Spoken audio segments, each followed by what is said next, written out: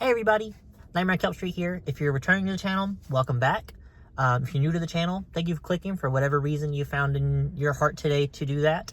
My name is Danny. I'm Nightmare on Kelp Street on YouTube, Twitter, Blueski, just on Twitch. You know, I don't follow a lot of Twitch channels. I only make maybe 3 or 5, but generally, wherever you'll find me, I'm Nightmare on Kelp Street everywhere. I mainly cover newer music on this channel. Sometimes I'll cover older albums, fan suggestions, things like that. But usually I just cover music on this channel. Music related, such as like a topic of an artist, a certain album I really love, certain artist I really love. Just in general, I really love music, and this channel's kind of been a way to express that and meet other people online to kind of create a community for other people who follow newer music. At least to the level that I do. And for people who generally want to follow this channel just to get updates of newer music, I highly welcome that. Even if it's something you kind of scan through like every once in a while and find something that you like. I typically mention what type of genres are on the albums I talk about, album singles, whatever I talk about. So if any genre certainly speaks out to you, even if I don't like it, I highly suggest go and check it out yourself, because I've found multiple different artists and albums and things over the years that I listen to somebody talk about it through YouTube video. Sounds like I like it, even though they contrast to them, and then I end up loving the band. Dance Gavin Dance being one of those bands that I grown to love, because I've always been a big fan of Screamo. And I recognize that this channel has a very similar approach to like the Needle Drop, and yes, he was the one who introduced me to Dance Gavin Dance, even though he hates Screamo and hates things in that vein. Just like Melanie Martinez, I found both artists through them, through Needle Drop mainly. But today we're going to be doing a bit of channel upkeeping. I usually do a Friday wrap-up at least about once a week, if not every other week recently, which is nice. I'm happy to finally kind of a good fluidity of something ongoing on the channel that comes out at least weekly or bi-weekly to set updates of newer music. And today we're going to be talking about my favorite drops from the past 2 weeks. So this most recent Friday and the Friday before. Let's kind of head and just talk about, let's talk about it.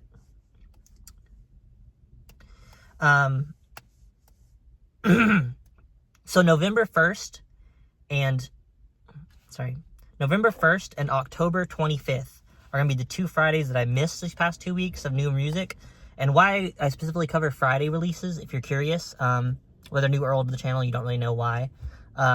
Friday is a typical very big release date for many artists. Many artists will wait until Friday to drop their project to kind of have like a solid release day, and over the weekend people can get used to the album, kind of listen to it whether they're off work, usually because they're off work or something like that.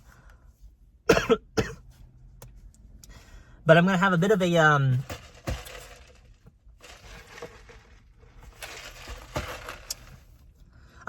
a special aside today, because over the last day or two I was listening to the newest D'Angelo Wallace YouTube video, and they brought up My Twee Monsters by Tracey Breaks, and I love this album. I listened to it last night. It's a great hyperpop album, hyperpop electronic, bit dubsteppy in some moments, but incredible listen. Only about 20-ish to 30 minutes. Highly suggest it. I also highly suggest, if you're curious, go and listen to D'Angelo's most recent video, also talking about music. Anyone else in the music landscape that I appreciate and have grown to watch and love over the years, I will shout them out on this channel. And D'Angelo doesn't always talk about music, mainly most of the time doesn't, but through the past recent year or so, they also talked about the newest Katy Perry album, talked about this album, which I really love. So I highly suggest giving their channel a watch and giving this album a listen.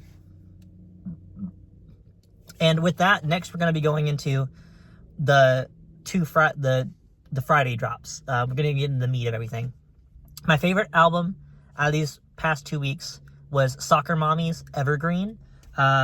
This was an incredible project. I saw on the lead up that she was making like geo maps and making building a structure to be like, oh, I recommend listening to this album in nature. So here is a way to geolocate parks near you in case you don't know any, and go there and hang out, walk around a bit, find out a good place to listen to the album.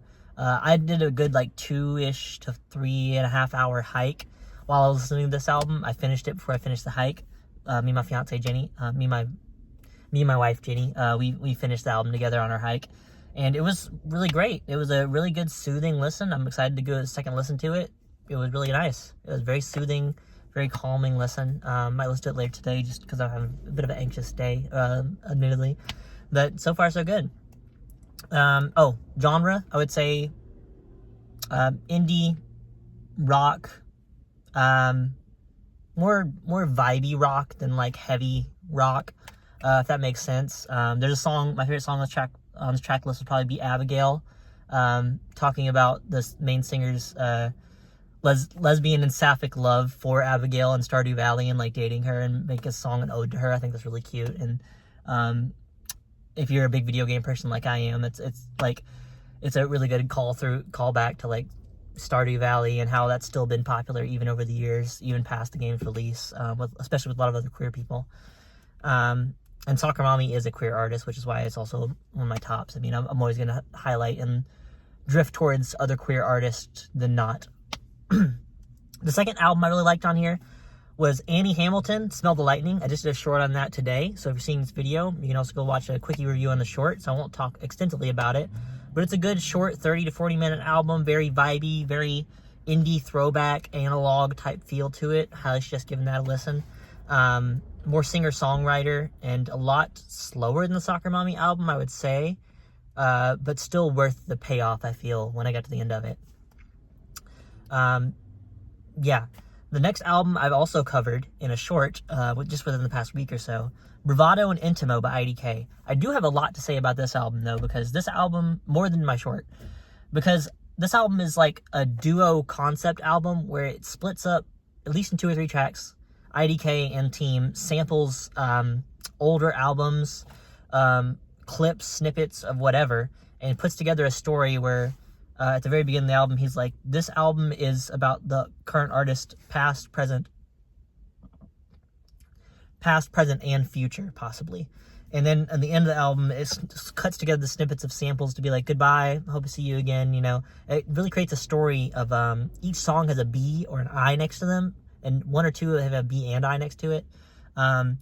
Just separating the track listing from bravado tracks, ones that are more braggy, talking about money, wealth, status, whatever, and intimo tracks that are more intimate, talking about personal experiences in life, how he's been arrested for drug charges, struggling with loving and communication and relationships, things like that. And I really love concepts when an artist open up to me, so I really like this album. And this is probably the one I've listened to the most out of all these, just because I really like concept albums.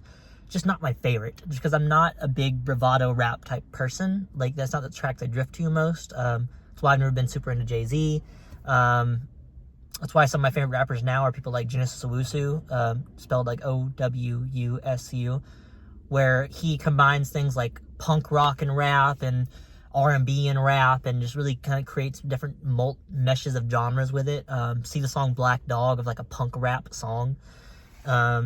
But yeah, this was an incredible listen. Also about 30-40 minutes. Just a rap album. I would say rap, pop, R&B would be the main fusions on this. IDK does dip into his singing bags at points, and I really like that. He has a beautiful singing voice. The song Rain and the song European Skies are 2 really big examples of, I think, of the peak of his singing voice. And I honestly would love an album with just a full singing album by IDK, but I'm unsure about how we will ever get that, or if we will ever get that. The next highest listen on here for me was Still Praying by Westside Gunn and DJ Drama. This was a pretty good listen. I've been a Westside Gunn fan for about a year or 2. In parts, not because I think he's like one of the best rappers out. I just think he has a very animated type of voice, and I really like the interjections of things. He'll either ad-lib or say between songs or snippets or skits. He really knows how to like kind of take a Gorillaz approach and like curate a good guest feature list to add to the sound he wants for his album.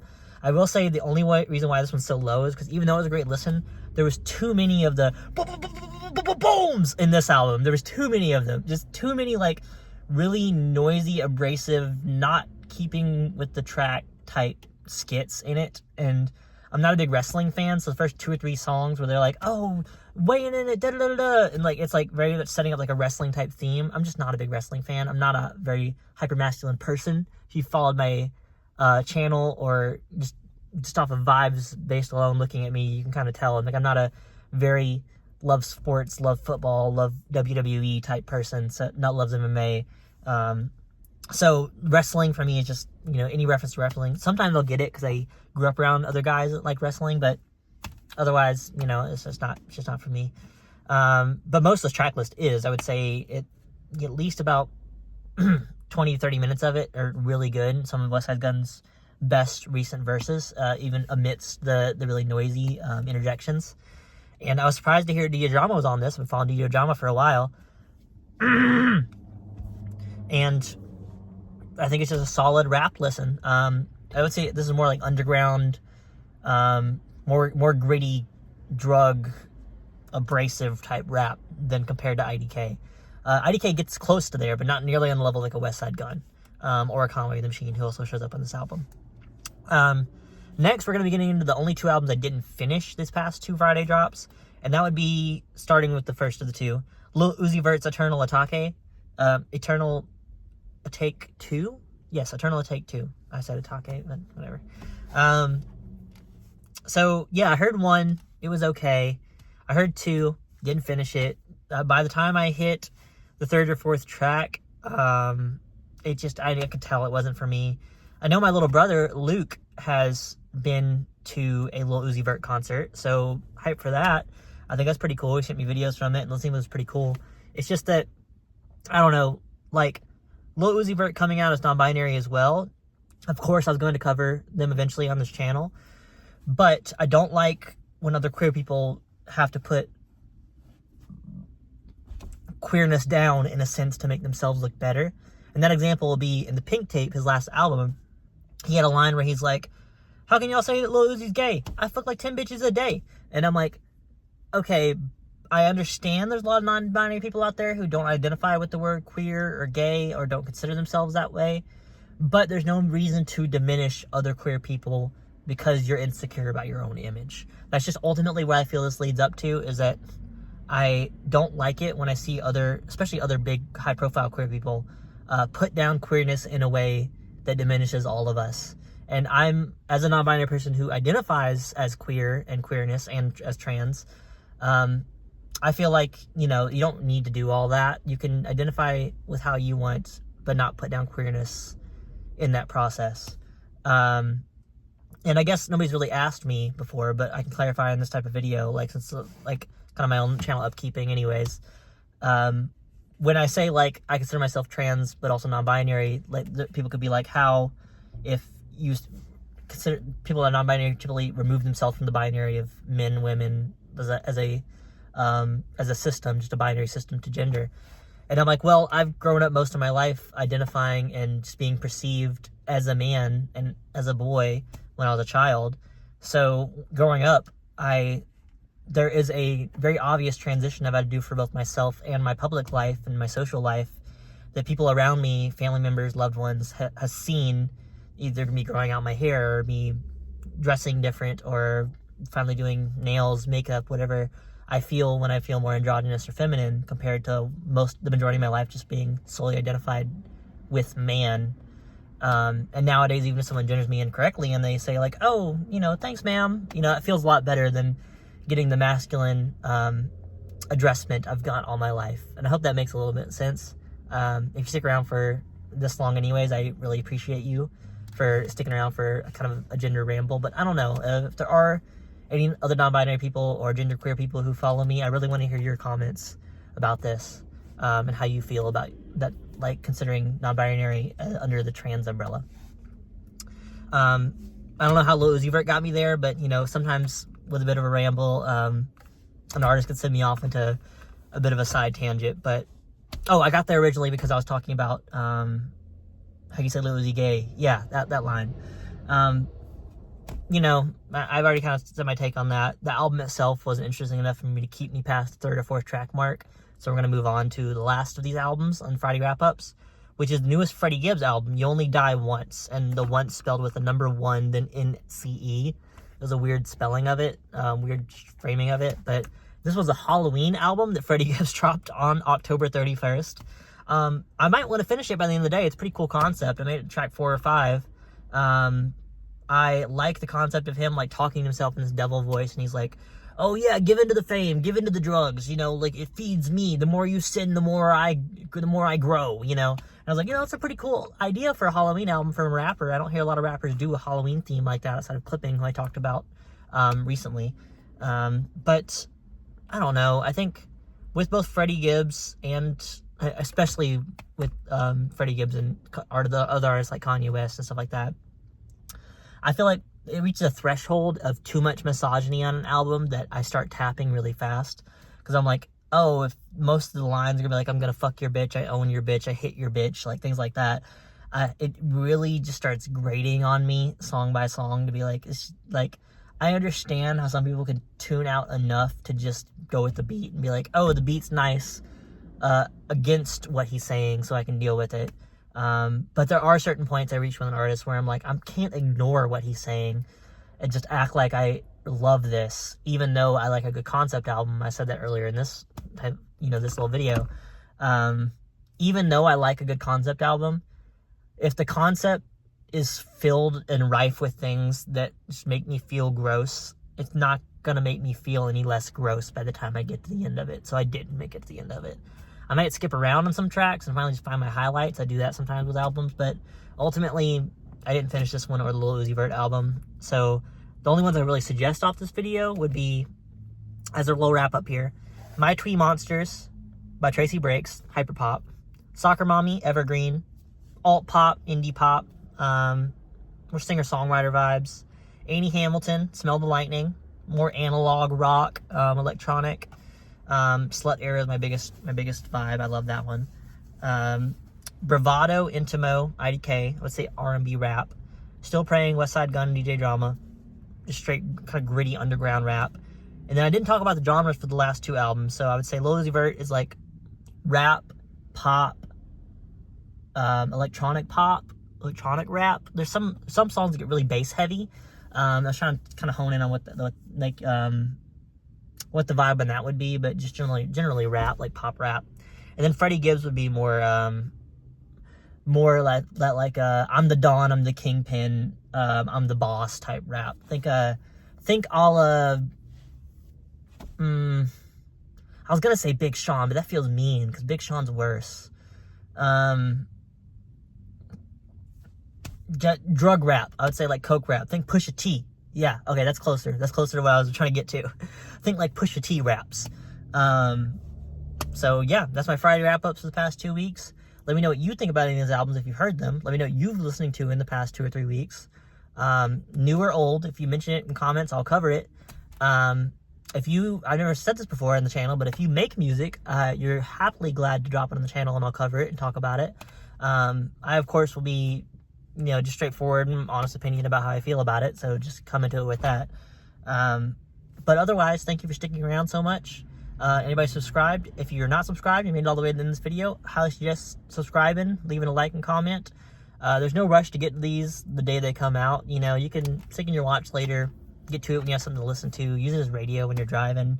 Who cares? You know, it's a YouTube video, it's life. I'm not putting big production value into these. I just want to talk about music I love with y'all, and I appreciate the people who do listen around to all the music suggestions and things I've been listening to myself. So thank you, kelpies, and I'll see you in another video. Bye bye.